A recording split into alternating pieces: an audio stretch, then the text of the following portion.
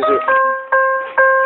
25.000. Susu murni Nation. Hey, welcome back in my channel 3 menit clip guys. Kumaha dalamang sadayana alias sehat semua kan guys. Kali ini Mr. Chongli ingin menceritakan sebuah film Paddington Bear dari negeri Wakanda. Si beruang ini Mimin kasih nama Ujang ya guys ya. Jadi Ujang ini pertama kalinya bekerja menjadi tukang cukur Asgard guys, asli Garut. Awal masuk kerja si Ujang ini selalu melakukan kesalahan guys, hingga membuat botak di tengah rambut pelanggannya. Si Ujang bergegas untuk memperbaiki rambut si kakek tua ini, sebut aja Pak Mansur. Celakalah Ujang, bos pun datang. Alat cukur yang melilit kipas sontak memicu alat penyiraman api otomatis. Ujang pun dipecat, tapi hal ini tidak membuat si Ujang putus asa ya guys ya. Ujang pun memulai lagi dari awal. Ujang mencoba melamar menjadi OB, membersihkan kaca di seluruh kota Wakanda. Sampai-sampai anjingnya lagi santai aja dimandiin. Emang gak pernah nanggung ya si Ujang. Yang penting sih Ujang digaji ya guys ya, karena Ujang lah kota menjadi bersih, damai dan penuh kehangatan. Ternyata alasan si Ujang bekerja keras ingin memberikan sebuah kado ulang tahun untuk Bibi Icin, berupa sebuah buku 3 dimensi yang menggambarkan arsitektur London dan mempunyai rahasia tersembunyi. Malam harinya ada orang yang menyelinap di toko antik. Ternyata orang itu mencuri buku 3 dimensinya. Si Ujang pun berusaha mengejarnya. Siapa sangka si pencuri kabur dengan sepedanya, sehingga tidak terkejar oleh si Ujang. Si Ujang tidak menyerah begitu saja. Dia memanggil anjing dengan siulannya, lalu menaikinya mengejar si pencuri itu. Mereka pun segera menyusul. Tiba-tiba karena terlalu cepat, si pencuri menabrak tiang hidran, lalu terjatuh. Akhirnya si pencuri tidak bisa melarikan diri. Tetapi saat si pencuri berbalik ke belakang, dia mengeluarkan bom asap. Buah! Menghilanglah si pencuri tanpa jejak. Lalu datanglah seorang polisi. Polisi menyangka kalau Ujang adalah pencuri. Keluarga Ujang pun hanya bisa pasrah melihat Ujang dibawa mobil polisi.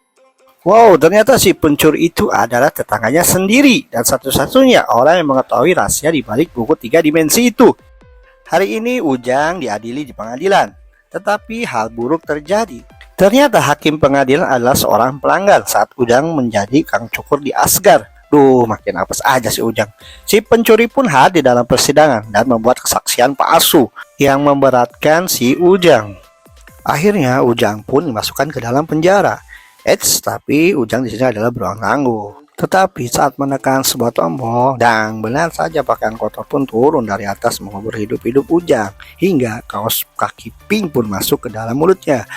Ujang selalu semangat dalam melakukan pekerjaannya guys. Akhirnya beres juga memasukkan pakaian kotor ke dalam mesin cuci. Tiba-tiba Ujang menyadari kalau kaos kaki pink itu masuk ke dalam pakaian putih milik tahanan. Ternyata kaos kaki itu membuat baju tahanan menjadi luntur, menjadi berwarna pink.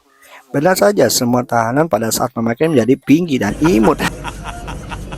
Ujang pun berjalan dan mencari tempat duduk siap untuk makan. Baru melahap 1 sendok, Ujang hampir mau muntah.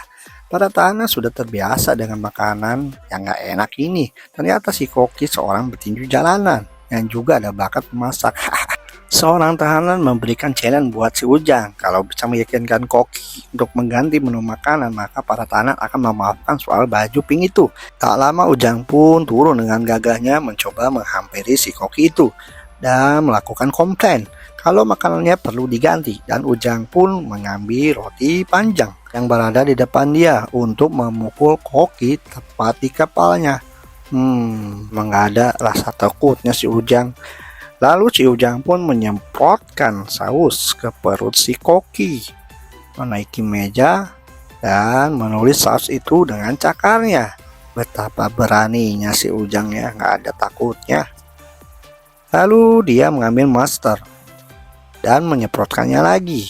Ini sih kayaknya akan memperburuk situasi ya guys ya.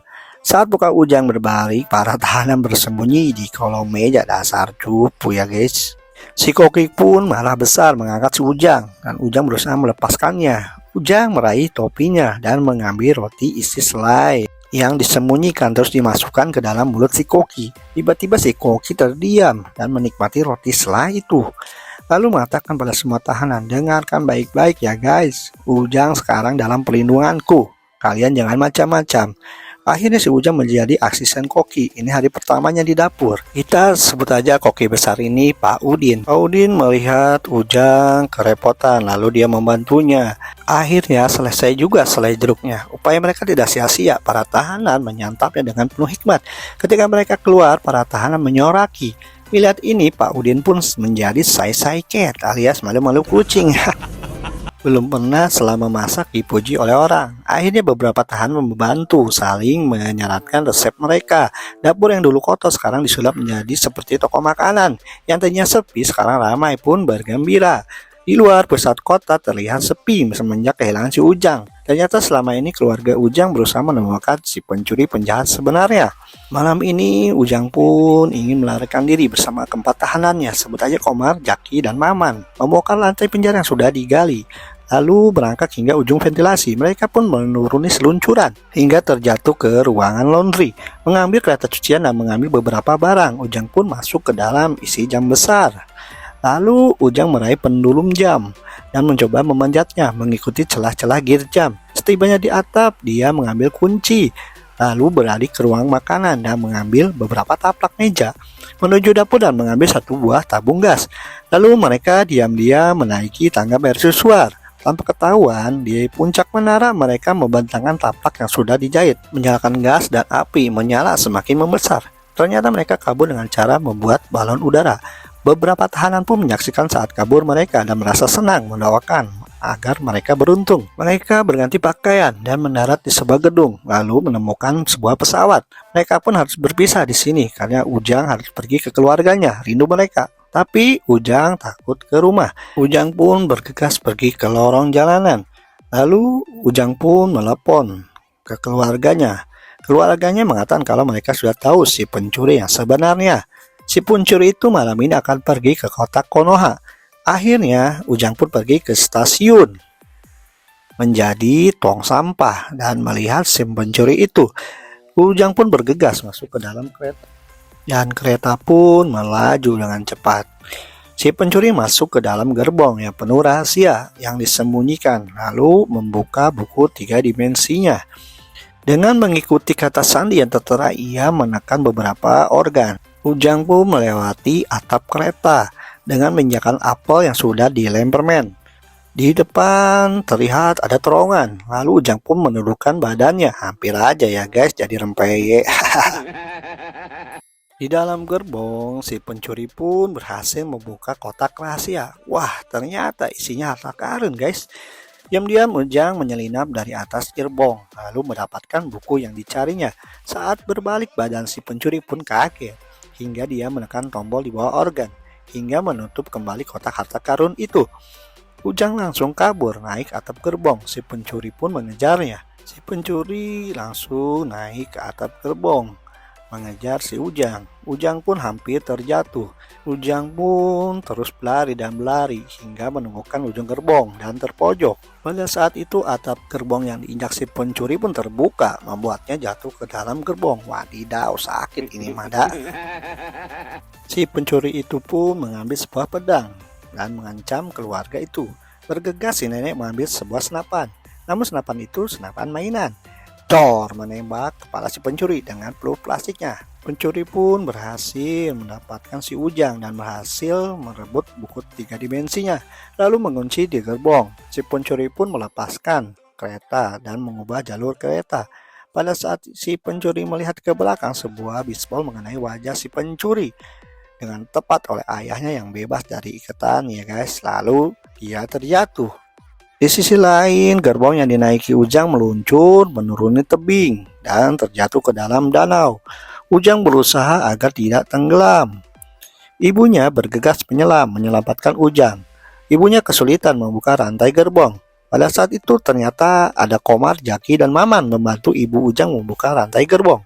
Syukur akhirnya terbuka.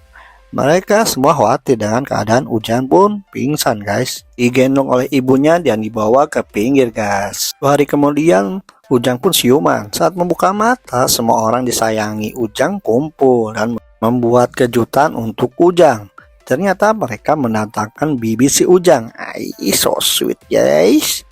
Setelah menonton film ini, Mimin Chongli ingin berkata kalau beruang Ujang selama ini baik dan nyata.